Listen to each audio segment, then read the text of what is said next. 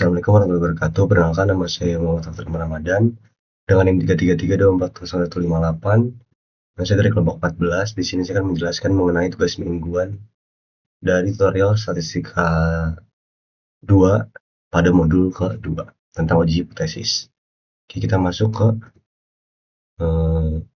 soal 1-4 dulu.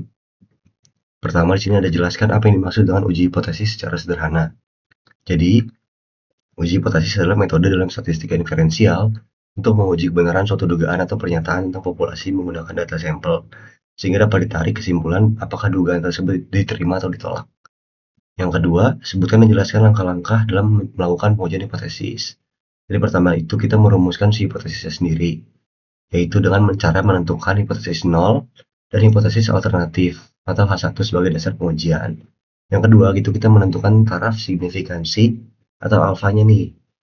Itu kita tuh menetapkan tingkat kesalahan yang ditoleransi, biasanya itu 5% atau 0,05 kalau dirubah menjadi desimal.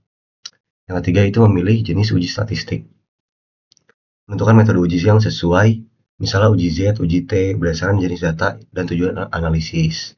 Jadi disesuaikan ya. Di sini kalau cocoknya pakai uji Z, kita pakai uji Z. Kalau uji T gitu. Yang keempat itu menentukan daerah kritis atau nilai kritis. Kita di sini menentukan batas penolakan H0 berdasarkan distribusi yang digunakan. Lalu yang kelima itu adalah menghitung nilai statistik uji. Mengolah data sampel untuk mendapatkan nilai uji, misalnya nilai Z atau T. Lalu yang keenam itu membuat keputusan dengan cara membandingkan nilai uji dengan nilai kritis atau menggunakan p-value untuk memutuskan apakah H0 ditolak atau diterima.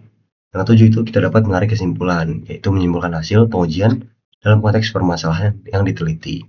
Lalu yang ketiga ada jelaskan perbedaan antara left tail test, right tail test, dan two tail test.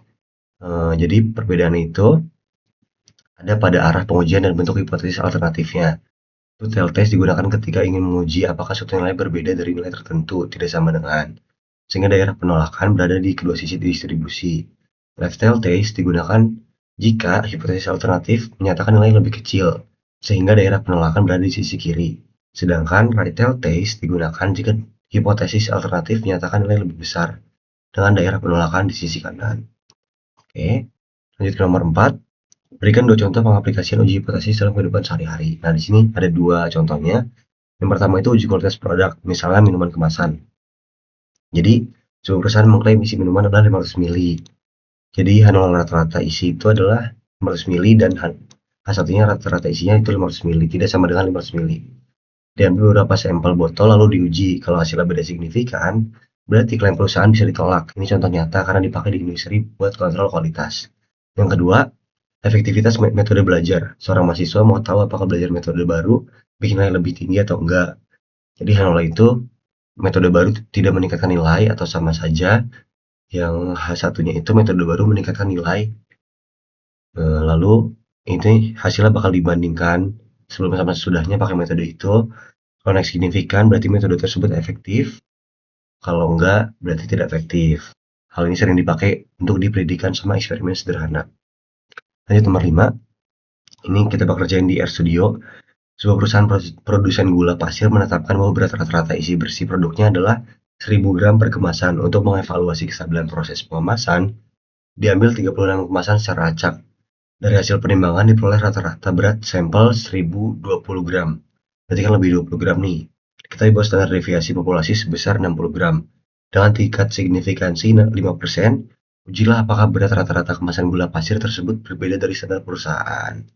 Oke, kita masuk ke software RStudio-nya. Sini saya sudah membuat sintaksnya. Pertama kita menentukan hipotesisnya dulu nih. H0 itu untuk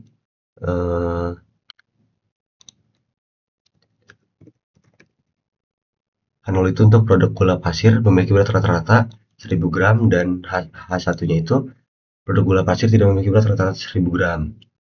Sini kita input data dulu yang kita ketahui pada soal, itu ada M atau rata-rata populasi itu 1000, X bar atau rata-rata sampel tadi 1020, sigmanya atau standar deviasinya itu 60, dan N-nya atau jumlah sampel itu ada 36.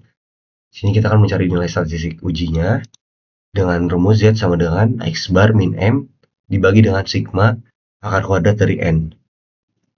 Terus kita print Z-nya, lalu kita mencari nilai kritisnya nih. dengan alpha 0,05 itu 5%. Z half alpha sama dengan Q norm 1 min alpha bagi 2 C min Z half alpha dan Z half alpha. Kita langsung di running aja. Nah, di sini keluar hasilnya Z itu kan 2. Lalu nilai kritisnya itu ada di minus 1,959964 dan juga positif 1 min 959964. Kesimpulannya adalah H0 ditolak dikarenakan di sini nilai statistik ujinya itu 2, sedangkan nilai kritisnya itu kurang dari 2 gitu. Nah, karena di sini ZT itu 2 di luar interval dari nilai kritisnya, artinya H0 ditolak, berarti produk gula pasir tidak memiliki berat rata-rata 1000 gram gitu. Jadi cukup sekian dari saya, kurang lebih mohon maaf. Wassalamualaikum warahmatullahi wabarakatuh. Terima kasih.